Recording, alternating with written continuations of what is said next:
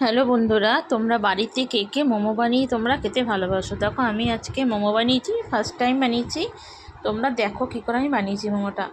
প্রথমে এই চপারের মধ্যে গাজর, পেঁয়াজ, রসুন দিয়ে একটু চপিং করে নিয়েছি। তারপর লাস্টে একটু পনির দিয়ে চপিং করে নিয়েছি। আমি এটা পনির মোমো বানাবো। তো সবগুলো চপিং করে আমি একটা বাটিতে মিশ্রণটা রেখে দেবো। চপিং হয়ে গেলে আমি মিশ্রণটা একটা বাটিতে নামিয়ে রাখবো। তারপর এখানে আমি একটু গোলকির গুঁড়ো দেবো আর একটু নুন দিয়ে মিশ্রণটা হাতে করে ভালো করে একটু মাখিয়ে নেব। তারপর লঙ্কাটা দেওয়া হয়নি, তারপরে ওই জন্য লঙ্কা আমি গ্রেট করে দিয়ে দিয়েছি।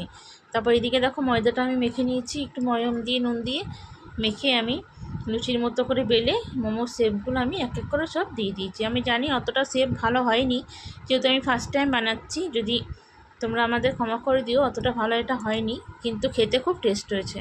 এইভাবে সব করে লিচিগুলো করে আমি পুর ভরে এই মোমোর শেপগুলো আমি দিয়ে দিয়েছি, একটু একটু করে পুর দিয়ে। তো এরকমভাবে সব মোমোগুলো আমি বানিয়েছি। ফার্স্ট টাইম বানালে একটু 19-20 হয়, সবার ক্ষেত্রে এত পারফেক্ট হয় না। তো আমিও চেষ্টা করেছি বানাবার, তো বানিয়েছি, খেতে খুব ভালো হয়েছিল। তোমরাও এইভাবে বাড়িতে বানিয়ে খেয়ে দেখবে।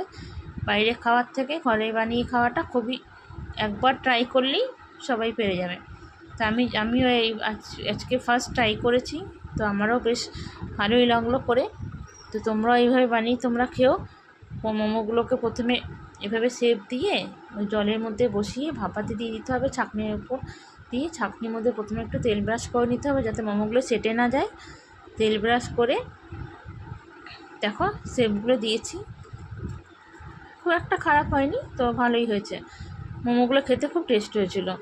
তো এই ছাঁকনির মধ্যে তেল ব্রাশ করে মোমোগুলো সব দিয়ে দিয়েছি।